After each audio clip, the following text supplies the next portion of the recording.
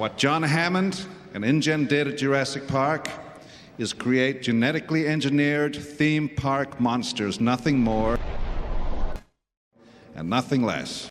Good morning, good afternoon, and good evening, everybody. As I, Birdie Gamer, here to talk about with you guys today probably the biggest elephant in the room we've ever received when it comes to Jurassic Park and Jurassic World. And that is not a hybrid, not a dinosaur, but a mutant. Something that we have never received, to my knowledge anyway, in a Jurassic franchise, whether that be Park or World. We, of course, thought that the new monster was going to be the Indominus Rex or even the Indoraptor, but no. Don't even forget the Scorpius Rex. But no, we have received something brand new. This beastie has been dubbed the D-Rex. I don't know if that's actually going to be the name that he receives or it receives for the final name, if it even gets a name. We don't know. It may even just be known as, subject something, insert number here. But what do we have? We do know that this is a failed mutation of a dinosaur clone, but it seems to be more than that. It's not only, most of the time we would expect a failed mutation to die or not even live that long once it is created or born or however you want to word it. However, this creature seems to have lived all the way to an adult lifespan, and Lord knows how long this creature actually has been on the island. We know, did I go Australian there for a second?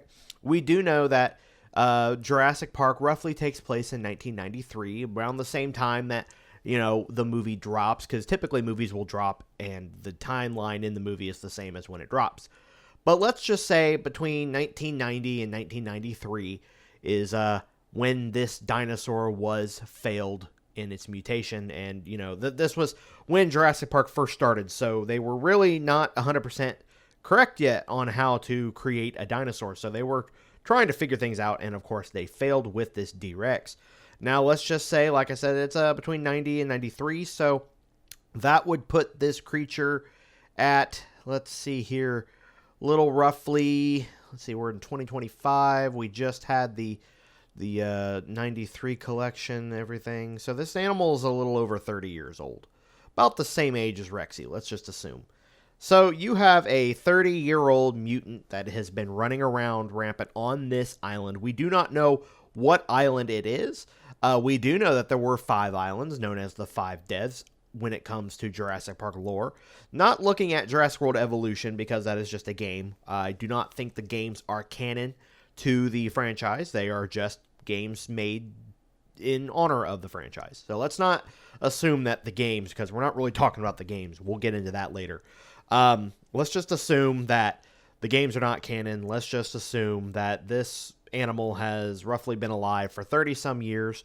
So we will assume that this is a mutant that was supposed to be a Tyrannosaurus, but it somehow failed. This animal does indeed have 6 limbs, so it is an insect. No. Whatever DNA they tried to do, let's say the bullfrog, because it was a bullfrog, wasn't it? That tried to fill in the genomes. I don't even know at this point. I'm sure in the film they will explain how this creature possibly could have been made. They find the lab, they find its test tube or its incubation tube or container, whatever you would like to call it, has been busted open, and there's going to be a subject blah blah blah, or maybe subject D-Rex. Maybe this was their attempt to make a new dinosaur, a new species of their own, like the Indominus Rex and Indoraptor and Scorpius Rex. However, something about this animal just did not go right, obviously. You have the arms of a Tyrannosaurus, the little arms. You have the larger arms of a Cloverfield monster. So it does not appear to have eyes. I'm sure it does. I don't think it's blind, but it does. If it does have eyes, they are very small, or they're on the side of the head. We have a very xenomorph-ish creature here. And I don't want to call it a dinosaur, because it's not a dinosaur. It is a mutation. It is, of course, supposed to be meant to be, at one point, a dinosaur, but it failed. So we now have, and I do know that I believe that the director said that when working on this creature, they wanted it to be a mix between a xenomorph, a rancor, and a T-Rex. And I think that they've actually landed an amazing design here. I want to reiterate one thing. While it is an amazing design, and I think that this creature is going to be cool as hell, I'm not a fan. And the reason I'm not a fan is because I hate change. I will be blunt. I hate change. The animal that we receive here, I'm not even going to call it an animal. It's not even that. I don't even know where we would classify this mutation. The fact that where I'm going with this and like where I take my turn into Jurassic World Evolution is, are we possibly going to see this creature in Jurassic World Evolution? Is that something we could get? Is it something, the fact that, I don't know. I feel like we would. We have received just about every on-screen creature that we ever have, minus the Smilodon, and every rendition of every on-screen creature, including Big Edie and Little Edie. So, it's safe to assume that down the road, when Evolution 3 drops, that when we get our Rebirth expansion or Rebirth DLC or however Rebirth update, we're going to receive a mutant. We're going to receive our very first multi-limbed, not dinosaur creature. You know, it's going to be really interesting. I'm very interested to see the toys of this line.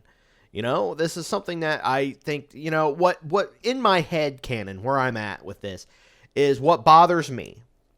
And I want you to think about this from a canon film mindset. That while John Hammond, in theory, while John Hammond is sitting in the trailer of Alan Grant and Ellie Sattler to try and persuade them to come to the park, somewhere in this same timeline, there is a giant, maybe not giant, but a six-limbed mutated reptile walking around an island, or if not yet breaking out, being worked on. Now, at one point we do know that Jurassic Park was the dinosaurs that were being bred and brought over from Isla Sorna to Isla Nublar. We don't know what island this is. Like I said, we do know that there are 5 islands, the 5 deaths. We don't know which one this could be. It could be any of them. Matanceros, Tucano, it could be any of those. So, if it's not either of those, if they do not name drop this island, I will be very surprised. But, like I said, with my headcanon, I know I'm probably all over the place with this. Where my head goes is the fact that while this is happening, this animal could be existing. While in the Lost World, if I believe all 3 films are now canon to the World Series. So, Jurassic Park 1 and 2 and 3.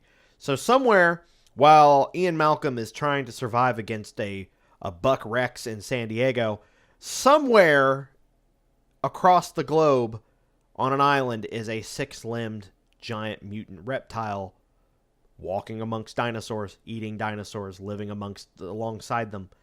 And that's where my head goes. And like, you expect to think, oh my god, animals, dinosaurs, blah, blah, blah. And I know I'm delving way too into this. In my own headcanon. But it just kind of freaks me out a little bit to know that you've got something that straight up looks like it's out of Resident Evil.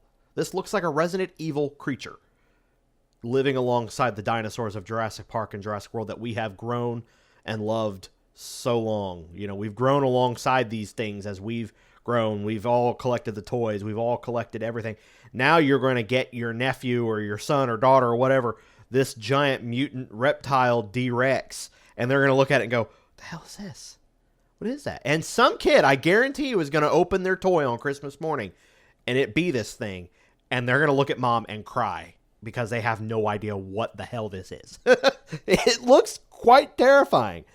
But I do think it's going to make really good merchandise. I really do. I don't know if they're going to want to push this thing in merchandise because it doesn't look like a dinosaur. And they want Jurassic Park and Jurassic World to remain what that says, Jurassic, which is dinosaurs. This is not a dinosaur. It's nothing in the remote possibility of a dinosaur.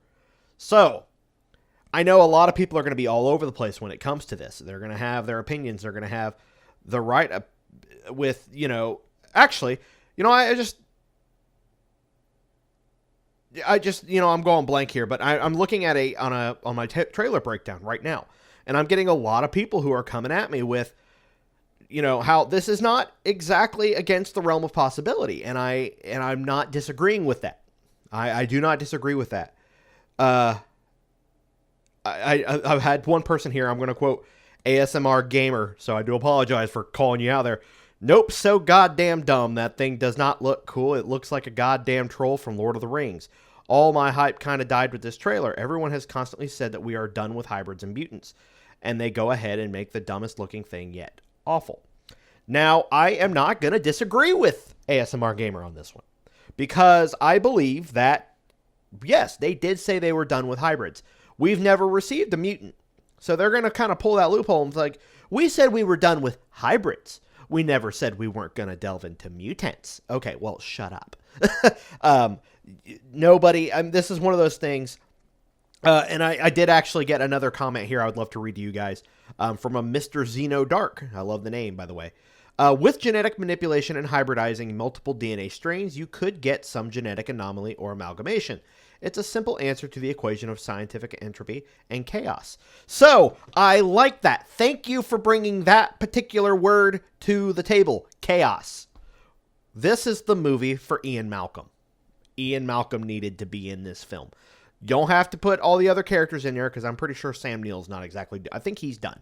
I think Sam Neill is retired. He's not doing too good in health, so everybody be praying for him. But Ian Malcolm needed to be brought back for this film, for the sheer fact that it is going to be pure chaos. You have an animal. It's already ungodly that we are bringing dinosaurs back from extinction, but we are now bringing mutants into the equation. We are now bringing Professor X's pet into the equation. So, thank you. I could go on for this for several more hours about how I feel about this animal. I will be covering more content on this animal and other Jurassic World Rebirth topics as we go, especially once we get our first Jurassic World Evolution 3 trailer, because I have a lot to say. Once we get that, there's going to be a lot of content. Let's just say that. So I'm going to go ahead and end this video off now. Thank you guys for watching. If you guys enjoyed this video, by all means, you know what to do. Leave a like, subscribe for more Jurassic content. We are always doing toy hunts. We are always doing unboxings. And we are always doing discussions of our favorite franchise, film, and video games. So thank you all for watching. I'll see you all in the next video. This is Brooding Gamer, signing out.